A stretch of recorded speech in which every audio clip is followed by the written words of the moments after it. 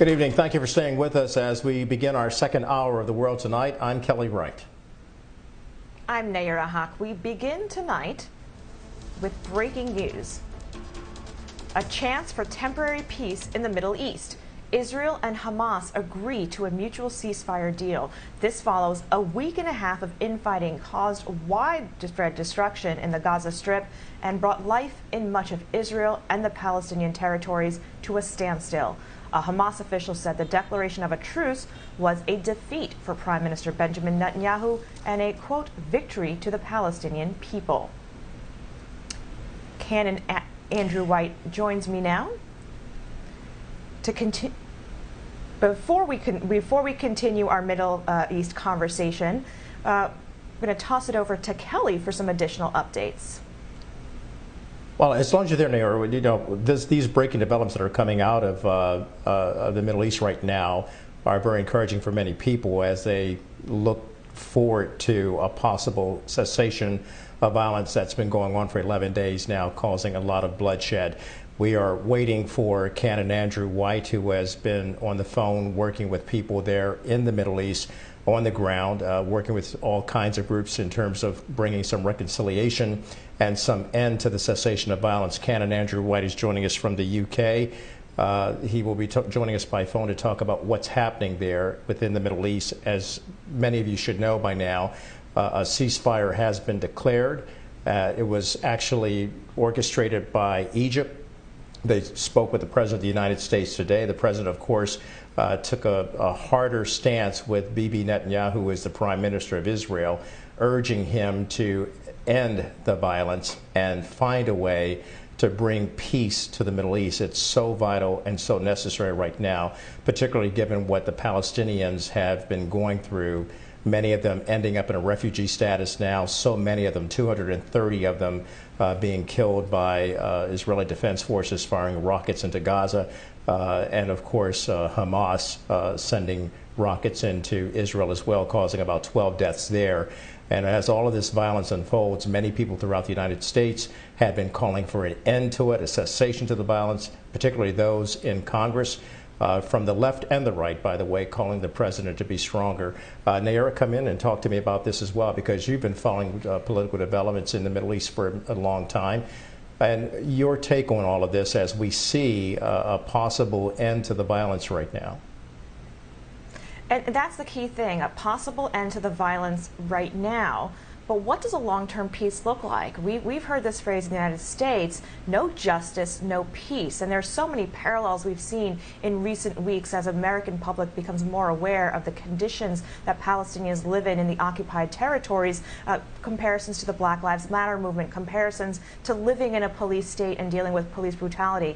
Let's not forget that this latest flare-up, which is the worst flare-up and a series of attacks since 2014, was actually started because of police violence on celebratory worshipers and settler advancement in the West Bank, parts of Jerusalem. So there was a very discrete cause that led to this broader flare-up that, as we now know, had international implications with several countries involved in negotiations, including the United States. So this may be a moment for calm. It may be a moment for recovery that allows humanitarian forces to come in and really address the recovery of Palestinians as well as Israelis. And looks like now calmer heads may prevail, but that does not mean necessarily that Israel and Palestine will be able to move forward with a two-state solution. This has been a problem that has racked the brains of presidents going back to Jimmy Carter.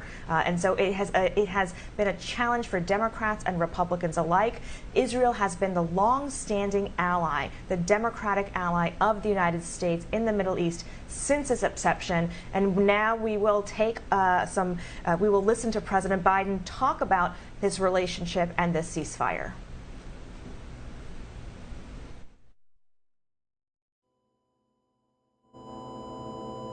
Prime Minister Netanyahu informed me that Israel has agreed to a mutual unconditional ceasefire to begin in less than 2 hours. The Egyptians have now informed us that Hamas and the other groups in Gaza have also agreed. In my conversation with President Netanyahu, I commended him for the decision to bring the current hostilities to a close within less than 11 days. I also emphasized what I've said throughout this conflict.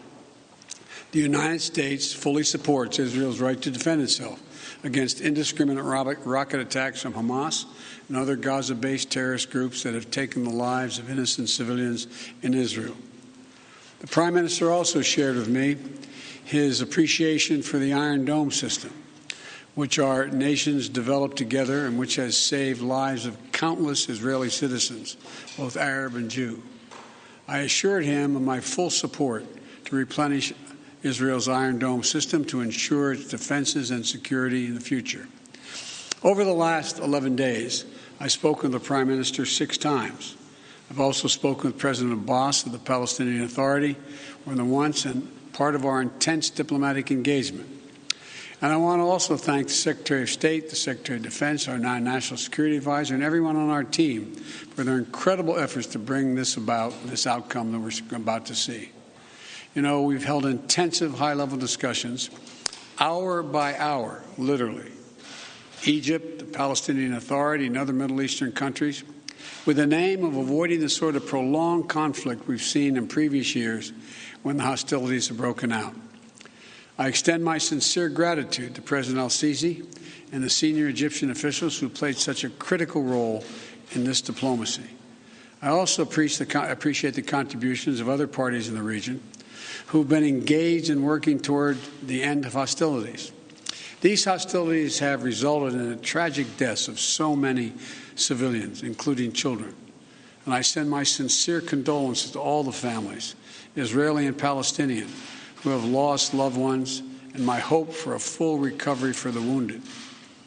The United States committed to working with the United Nations, and we remain committed to working with the United Nations and other international stakeholders to provide rapid humanitarian assistance and to marshal international support for the people of Gaza and the Gaza reconstruction efforts.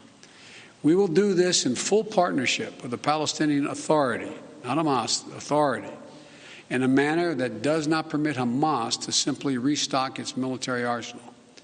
I believe the Palestinians and Israelis equally deserve to live safely and securely and to enjoy equal measures of freedom, prosperity, and democracy.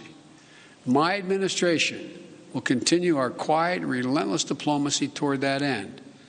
I believe we have a genuine opportunity to make progress, and I'm committed to working for it. And I want to thank you all, and may God bless you all, and pray that this continues. Thank you so much. Mr. President Biden, evidence of significant de-escalation? Are you confident the ceasefire will last, President Biden? So that is the President of the United States, Joe Biden, commenting on the cessation of violence going on, the ceasefire. That is now, of course, something that's going to be implemented in a couple of hours from now. And it's a very important step after this 11-day long war that's caused a lot of bloodshed. Joining us now to weigh in on this matter is Canon Andrew White. He joins us from the UK to talk more about this. And Canon White, thank you for being a part of this. You have been in contact with so many people on the ground from the Palestinian community, the Israeli community, the Muslim, the Christian, the Jewish community, as well as Hamas.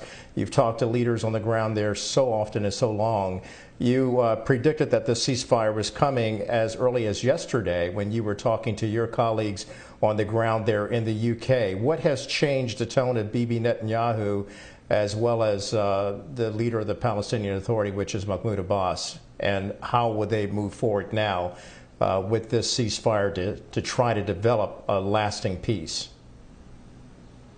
Well, the key thing is that we were dealing with the people who were causing the conflict. I am a professional peacemaker, and the thing about making peace is you have to be able to liaise with the people who are making war. So we weren't dealing with just the diplomats and the nice people. A lot of our negotiations were with the really terrible terrorists. So it was only the fact that we knew the Hamas individuals. I knew the people personally. I have spent many, many years being with these people, and I work with Chief Rabbi Michael Melchior, and we have a wonderful organization called Jerusalem Merit, is the name of my charity. Jerusalem Middle East Reconciliation International. And we have been working in Jerusalem at reconciliation for over 30 years. You know, I was a person who negotiated the siege of the Church of Nativity in 2002. We've negotiated not just in Israel, Palestine, but Iraq, Egypt, Yemen, all over the region. And what we were desperately trying to do was to get the main players, particularly on the Hamas side, to actually take seriously reconciliation and the end of violence. And with all of these people, you always have to show that you understand their needs. And they always want something. So they want people. Well, Andrew, let me just say, Andrew, if you can hear me in the essence of time, because we have a lot more people to weigh in on this matter. The hostilities that exist there, a lot of it was because of what took place at the Al-Aqsa Mosque during the height of Ramadan coming to a close, and as well as the Jerusalem March, and both of those groups clashing, and then Hamas opening fire and Israeli Defense Forces opening fire, and it all continues to escalate into a war-type footing, and bloodshed is taking place. Yet, because you've been on the ground in so many of these skirmishes and war settings, when you talk to people on both sides, and when you look at the fact that Palestinians have had to endure an apartheid type of situation, where will Israelis and Palestinians finally find the collective will to change all that? As the President of the United States just talked about, how he believes that all sides deserve to live equally in the pursuit of their prosperity and their peace. And this is a major endeavor. It's not just a matter of words, it's a matter of serious action. We have to be able to provide the needs of each community. And the biggest community we need to concentrate on are those who have nothing. Because in all terrorism, what you find is that ultimately people needing to prove that they had the power and they had the significance. And so we have to strengthen people within their own regime to ensure that people think they have power and influence. And it's only then that you can get people to actually make sacrifices. And groups like the Hamas are the most difficult people to get to make sacrifices, with major international diplomatic missions can influence governments like Israel.